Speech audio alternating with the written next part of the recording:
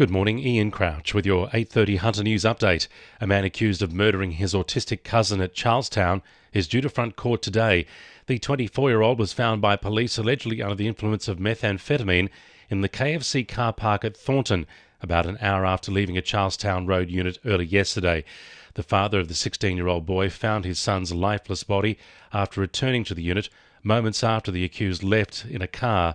Neighbours earlier heard screams coming from the apartment. The 24-year-old accused was initially taken to hospital for treatment before being taken to Belmont Police Station, where he was charged with murder. Police say a couple arrested over the stabbing death of a man at Broadmeadow earlier this month knew their alleged victim. Christopher Ward died in hospital 2 days after he was admitted on Sunday, March 7, with a critical stab wound to his stomach. He'd stumbled into a home near the Nineways for help and collapsed. Inquiries led detectives to a honeysuckle address yesterday, where a 46-year-old man and a 47-year-old woman were arrested. They've been refused bail to face Newcastle local court today, charged with murder and being an accessory after the fact, respectively.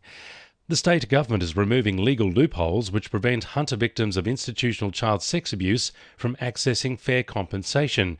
Attorney General Mark Speakman will introduce the Civil Liability Amendment Child Abuse Bill to Parliament today. He says the bill will give the courts the power to set aside certain settled agreements for sexual, physical and other connected abuse, allowing survivors to access the civil justice they deserve. Mark Speakman says current time limitations and technicalities allow institutions to avoid civil liability. The best of the hunters, defence and aerospace industry will be on display today at the second annual Tech Expo. Students from Glendale Technology High, All Saints College Maitland and Mount View High will get hands-on experience with defence tech and careers advice this morning.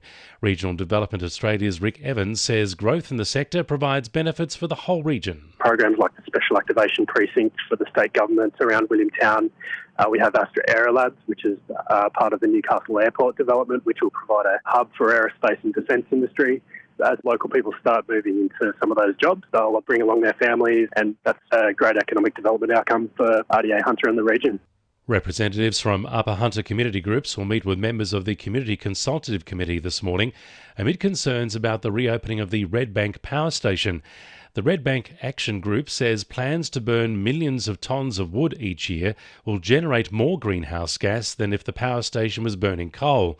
The group says cutting down forests to provide fuel for the power station is not the way to transition away from coal for electricity generation. Newcastle's live music scene will accompany a bumper April events lineup with Sailfest, the World Surfing Tour and Newcastle Food Month taking centre stage. The second round of Council's $20,000 live music grant program is up for grabs, with local venues and artists encouraged to apply.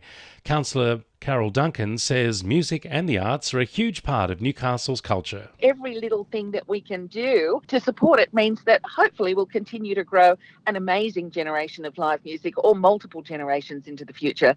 And that's really important, both culturally and economically. 2NURFM Sport. Jets young gun Luca Prezzo says the team needs to recapture its killer edge after going down 2-1 to Sydney FC last Saturday.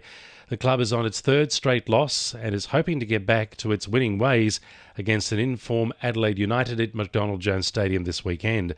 Prezzo says the club needs to make the most of their chances after a string of narrow losses. I think we're lacking a little bit of killer instinct because as you've seen, other teams have taken the opportunities against us instantly, and when we've missed some chances, we've went on to rue those misses, and it's cost us games. We're losing by small margins. Meanwhile, club chairman Shane Matisky is confident the club will continue to rise under its new ownership. Matisky expects the club to reach 11,000 members within the next 12 months. And Knights winger Hymel Hunt says he's excited to build upon his combination with Boom centre Bradman Best moving forward. The teen superstar is expected to make a full recovery for Friday's clash against the Warriors after picking up an ankle injury in the club's 32-16 win over the Bulldogs last week. And the winning numbers in Oz Lotto are 9, 20, 25, 43, 23, 26 and 32, and the supplementaries are 11 and 15. And now you're up to date with the latest 2NURFM Hunter News.